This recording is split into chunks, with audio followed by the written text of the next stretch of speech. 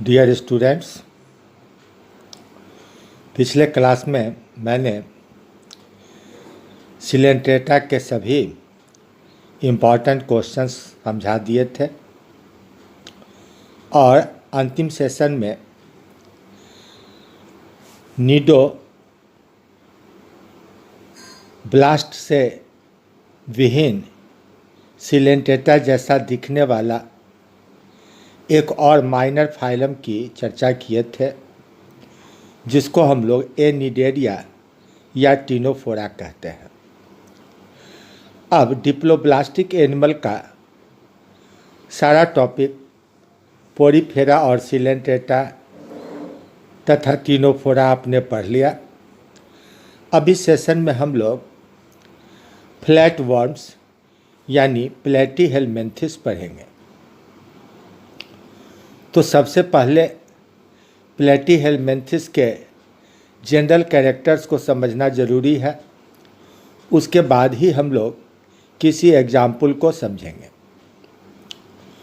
Vogt in 1851 at first used the term Platyhelmia for different types of parasitic worms including nemertines.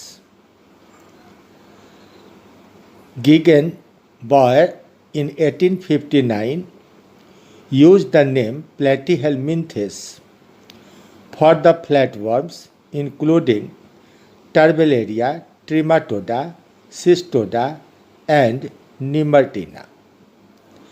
Flat का मतलब चपटा हुआ।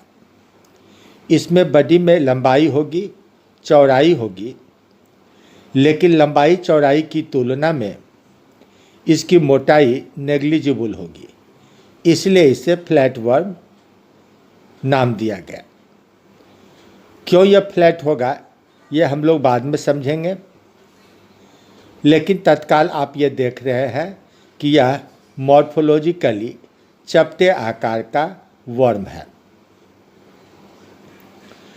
मीनॉट इन 1876 excluded nemertines from this phylum of flatworms.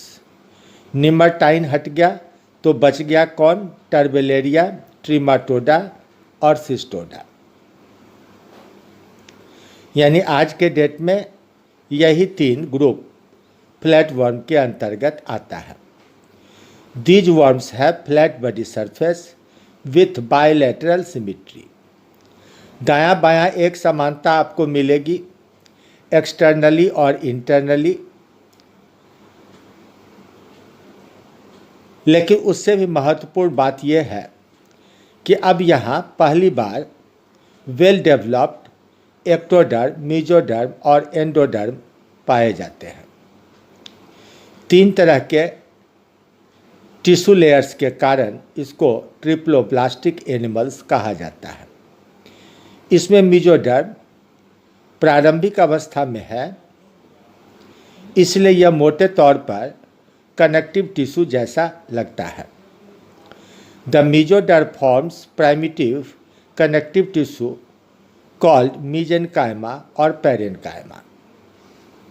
It contains many loosely arranged cells inside a jelly-like matrix. mesenchyme शब्द Porifera में भी आप use किए थे। ध्यान दीजिएगा, वहाँ mesenchyme लिखे थे CHYME और यहाँ लिख रहे हैं mesenchyma। और प्लांट में जैसे पैरेनकाइमा होता है वैसे ही यह लूजली अरेंज सेल से बना है, जो टिपिकल कनेक्टिव टिश्यू की परिभाषा है। Connective tissues are the tissues made of loosely arrange cells and in between these cells there are secretions of various cells. तो यह मेसेनकाइमा एक प्रारंभिक connective tissue, primitive connective tissue की तरह है।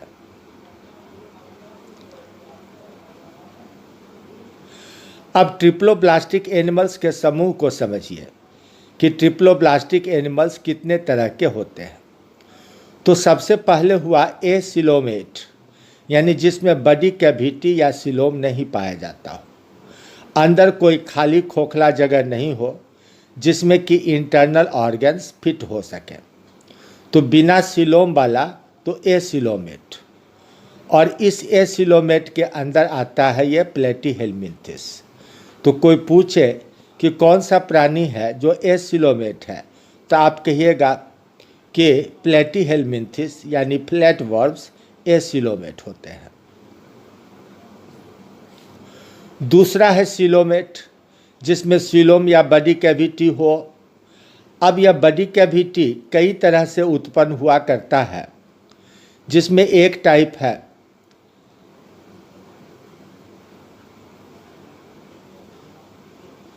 स्यूडोसिलोमेट यानी नकली सिलोम वाला।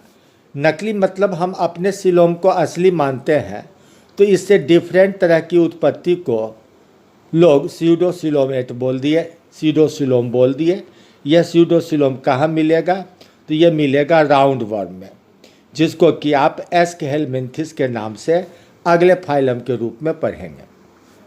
तो इसमें बॉडी कैविटी है, लेकिन वह ब्लास्टोसील के अवशेष से बना हुआ बचा हुआ ब्लास्टोसील जो पूरी तरह से मेसोडर्मल सेल से नहीं भर पाया है, वह खाली स्पेस सिलोम का काम करता है, तो इसको स्यूडोसिलोमेट कहा गया।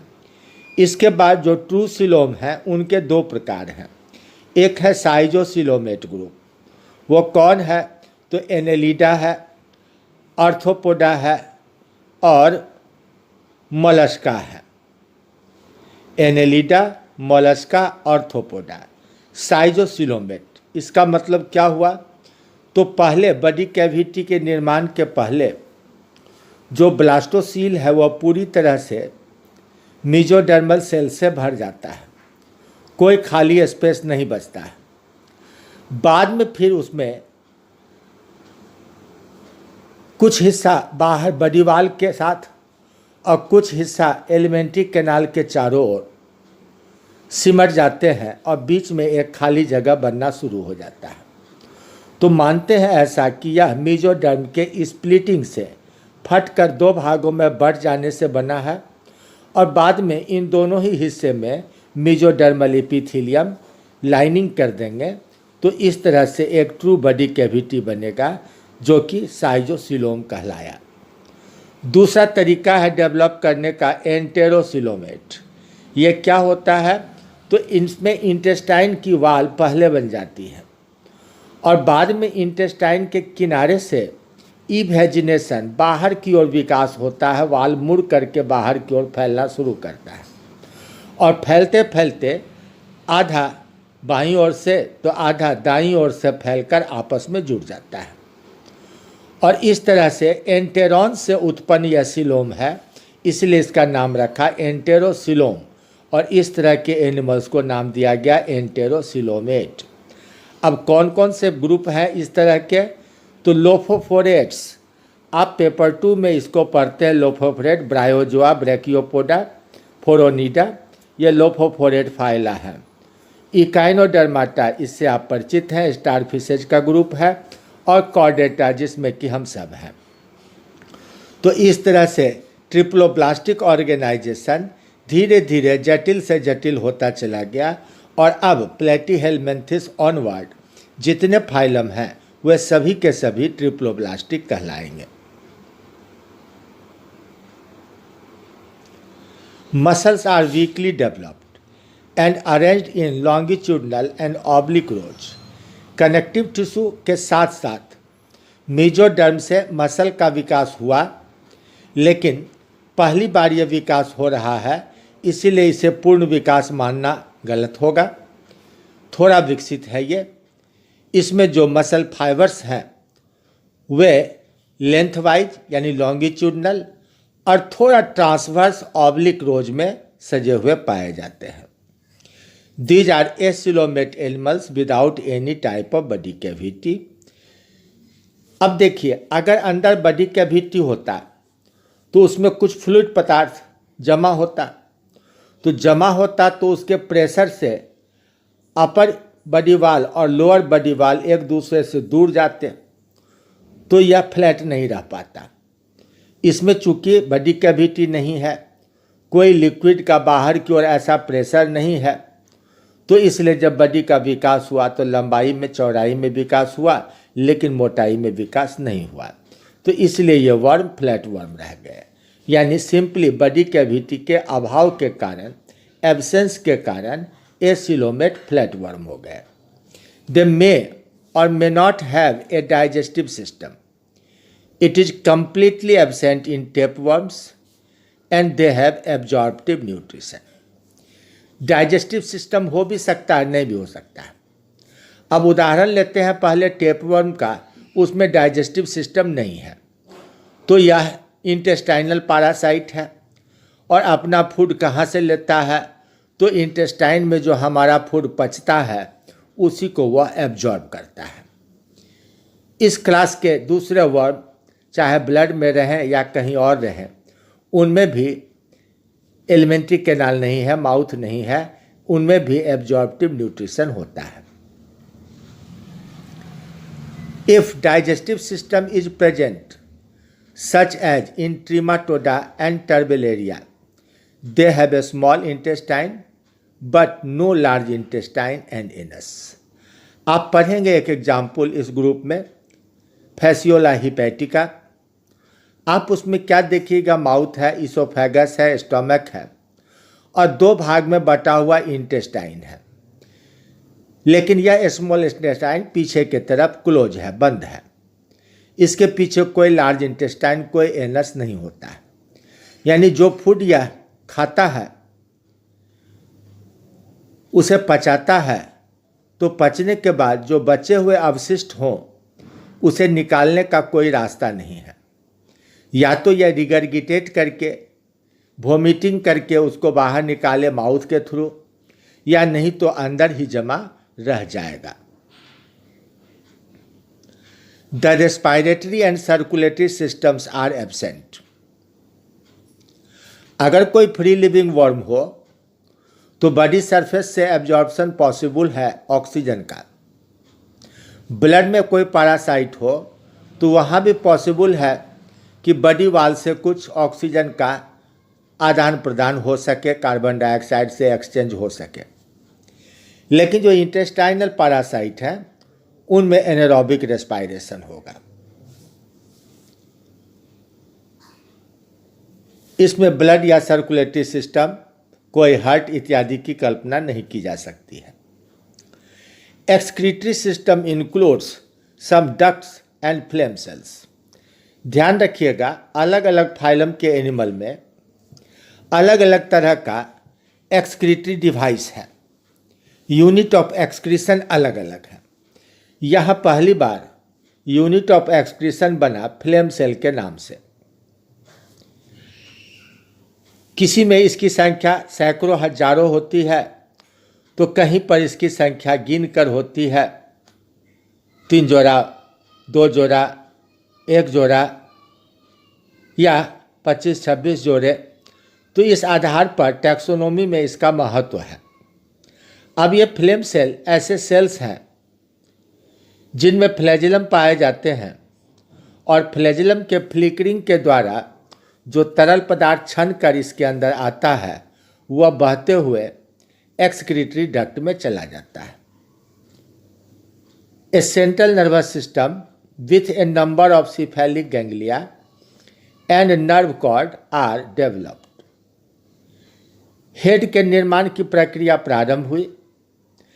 एंटीरियर पार्ट में फेरिंग्स के ऊपर और दाएं बाएं और वेंट्रल साइड में भी कुछ गैंग्लिया मिलते हैं। अक्सर 6 गैंग्लिया मिलते हैं, 2 डॉर्सल, 2 वेंट्रल और एक दोनों साइड में लैटरल गैंग्लिया। और इन्हें आपस में नर्व जोड़े रहता है, यानी नर्व रिंग बन जाता है। इन गैंग्लिया से पीछे की ओर अंतिम सिरे तक नर्व्स जाते हैं। तो डॉर्सल और वेंट्रल से तो नहीं जाते हैं पीछे तक, लेकिन लैटरल गैंग्लिया से बॉडी की पूरी लंबाई तक नर्व कॉर्ड्स जाते हैं। तो इस तरह इसमें एक सेंट्रल नर्वस सिस्टम बन गया।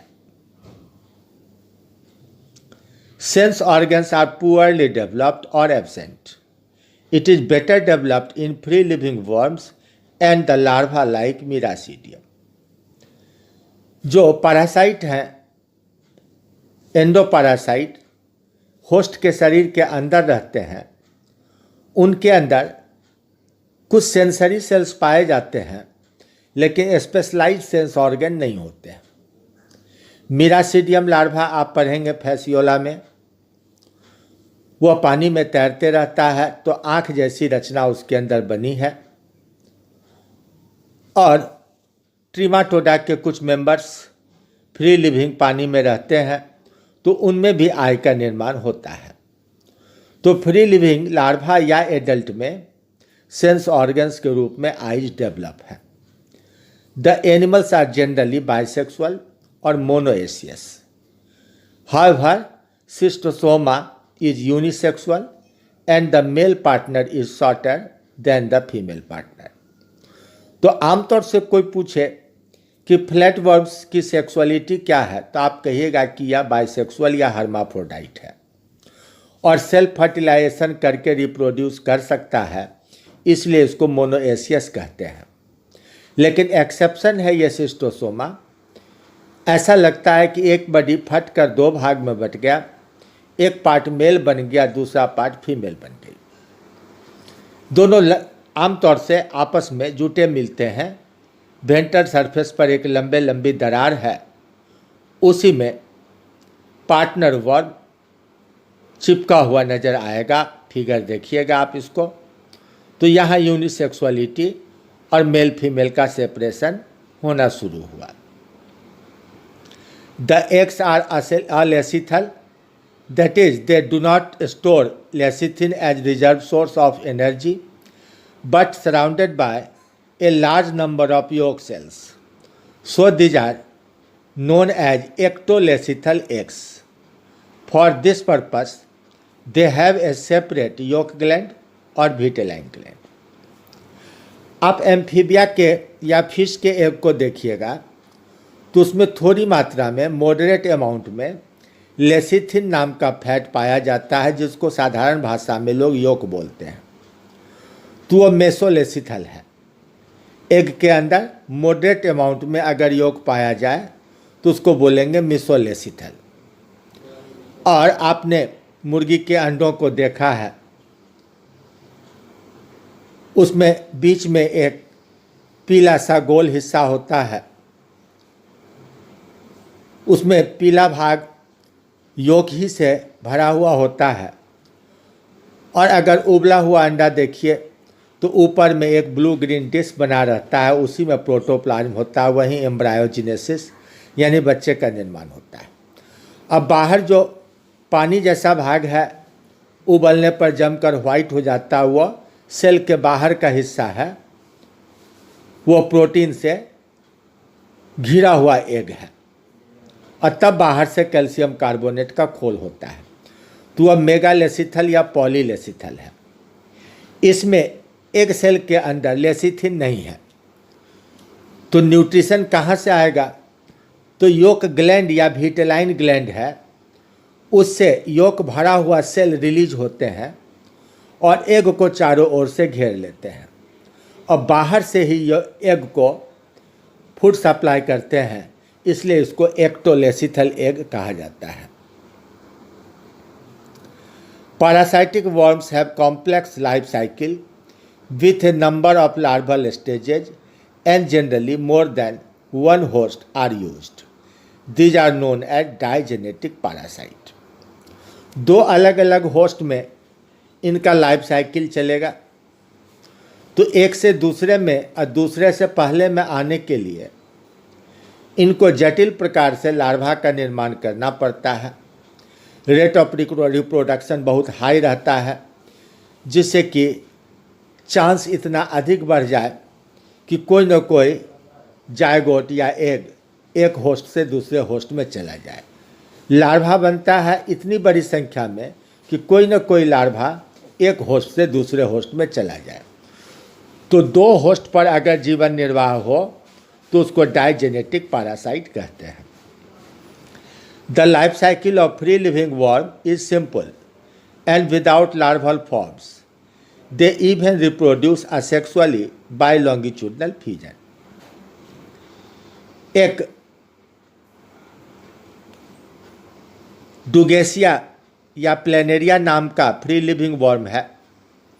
सिंपल लाइफ साइकिल, लार्वा नहीं बनता है, एग से सीधे छोटा सा मिनिएचर वर्म उत्पन्न होता है और ये लंबे लंबी फटकर लॉन्गिट्यूडनल बाइनरी फिजन भी कर सकता है और सेक्सुअल रिप्रोडक्शन तो करता ही है। अब इसका पहला class Turbellaria. These are mostly free living worms और एक्टोपैरासाइट और live on dead animals body to feed upon their flesh. तो या तो ये पानी में स्वतंत्र रहते हैं या बाहर से चिपक करके पैरासाइटिक लाइफ जी सकते हैं, तो एक्टोपैरासाइट कहलाएंगे। या मरे हुए एनिमल्स के मांस को ये भोजन के रूप में ग्रहण करते हैं। There epidermis is ciliated and help in locomotion. Epidermal cells ciliated होते हैं जिससे इसे लोकोमोशन में मदद मिलती है क्योंकि मसल्स उतने मजबूत नहीं हैं। The epithelial cells fuse together frequently forming syncytium. बाहर से पेलिकल जैसा एक खोल मिलेगा, वह खोल सिक्रीशन से नहीं बना, नॉन लिविंग नहीं है। एपिडर्म के सेल्स के आपस में जुटकर एक हो जाने के कारण बना। इस तरह जुटने की घटना को बोले सिंसिशियम। अगर हम इलेक्ट्रॉन माइक्रोस्कोप से देखें तो इस एपिडर्म के अंदर बिखरे हुए ढेर सारे न्यूक्लियस और माइटोकॉन्ड्रिया आसानी से दिखाई पड़ते हैं। The body wall contains mucus cells as well as rod like structure called rhabdites. जैसे स्पाइक्यूल्स आपने पढ़ा था पोरीफेरा में, उसी तरह रॉड लाइक हार्ड स्ट्रक्चर्स हैं, सिक्रीशंस हैं, जिनको रेप्टाइड्स कहा जाता है, which serve as non-living endoskeleton। यह नॉन लिविंग एंडोस्केलेटन है पोरीफेरा की तरह। अब जो मेडिकल एस्पायरेंट है ध्यान रखिएगा, नॉन लिविंग एंडोस्केलेटन इनवर्टिब्रेट में पोरीफेरा में भी है, टर्बेलेरिया में भी यानी प्लेटीहेलमिन्थेस में भी है और थोड़ा बहुत यह इकाइनोडर्म में भी पाया जाता है। प्लेनेरिया और Dugesia, Gunda and Convoluta, these are three important animals of class Turbellaria. अब देखिए फोटोग्राफ, ये प्लेनेरिया या डुगेसिया का फोटोग्राफ है। इसमें आप चमकदार दो आई स्पॉट साफ साफ देख रहे हैं।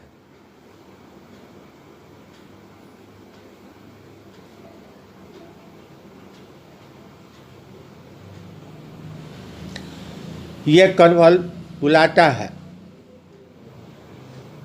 इसमें आपको एंटेरियर पोस्टेरियर ठीक से समझ में नहीं आ रहा है क्योंकि इसमें आई स्पॉट बना हुआ आपको दिखाई नहीं पड़ रहा है।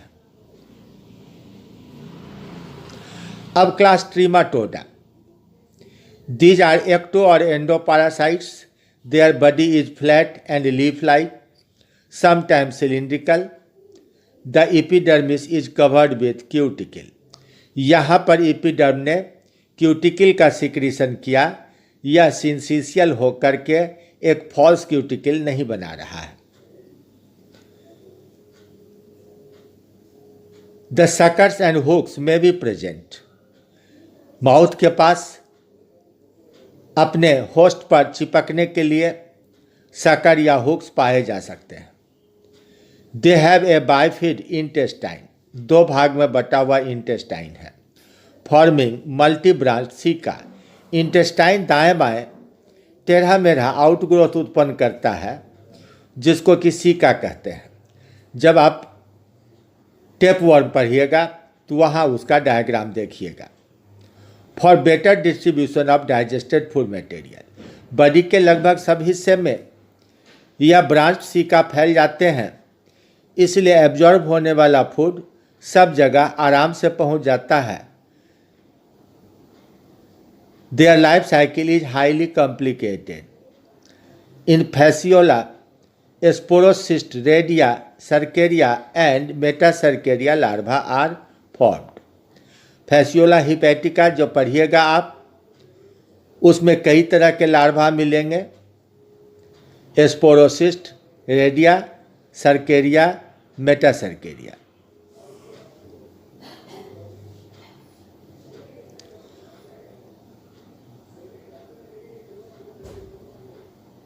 एग्जाम्पल्स हैं इसके, पॉलिस्टोमा, फैसियोला और सिस्टोसोमा। इसके डायग्राम्स या फोटोग्राफ देखिए। ये आपको दो वर्म दिखाई पड़ रहा है। आप एक वर्म के बॉडी को मोटा तगड़ा लंबा देख रहे हैं और बीच में एक गड्ढा है, उस गड्ढे में एक छोटा वर्म है। तो छोटा वर्म मेल है और बड़ा वर्म फीमेल है। ये देखिए colour diagram.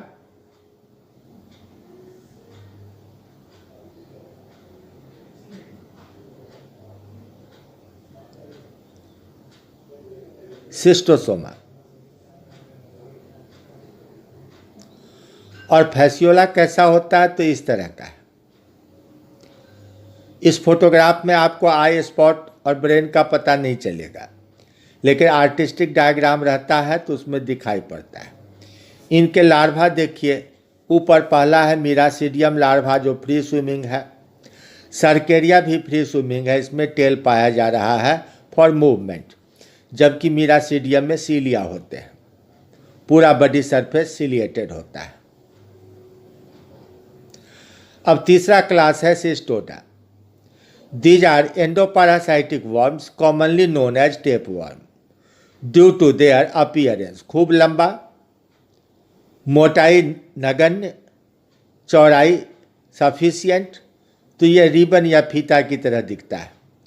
The body is divided into head or scolex, a neck that gradually divides transversely to form segments known as proglottids, and the chain of proglottid is called stobila। इसमें आगे head है, उसके पीछे एक छोटा सा दुबला पतला नेक है, और नेक में ट्रांसवर्स डिवीजन होने से एक स्पेशल टाइप का सेगमेंट बनता है जिसको प्रोग्लॉटिड्स कहते हैं।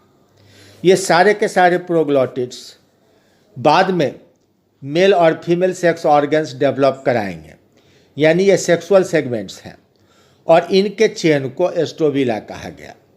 तो एस्टोबिला बनने की क्रिया को एस्टोबिलेशन कहा जाता है।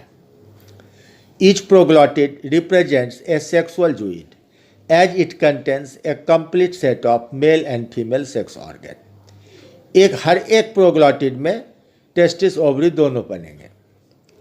Digestive system is completely absent and there is absorptive nutrition. Life cycle complicated. In Taenia, hexacanth and Cysticercus larvae are formed। हेक्साकैंथ ऑन्कोस्फेयर भी कहलाता है, उसके अंदर ये हेक्साकैंथ रहता है, उससे प्रोसिस्टिसर्कस और बाद में सिस्टिसर्कस लार्वा बनता है जिसे ब्लैडर वर्म भी कहते हैं। तो आप टेप वर्म का लाइफ साइकिल भी पढ़ेंगे। एग्जाम्पल टीनिया सोलियम यानी pork tapeworm, Taenia saginata beef tapeworm, इसमें पिग और कैटल होस्ट हैं, इंटरमीडिएट या सेकेंडरी होस्ट, और ह्यूमन है primary host. Echinococcus dog tapeworm and Hymenolepis dwarf tape worm.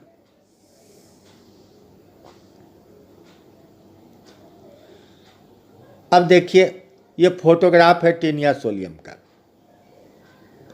आप देख रहे हैं बॉडी डिवाइडेड है ट्रांसवर्सली, नीचे की ओर इसका हेड नहीं दिख रहा आपको, ऊपर की ओर आप पूरा चेन ऑफ प्रोग्लॉटिड देख रहे हैं जिसको एस्टोबिला कहते हैं। इसका हेड पार्ट का क्लोजअप देखिए, इस पर हुक्स लगे हुए हैं और बगल से शक्कर बना हुआ है।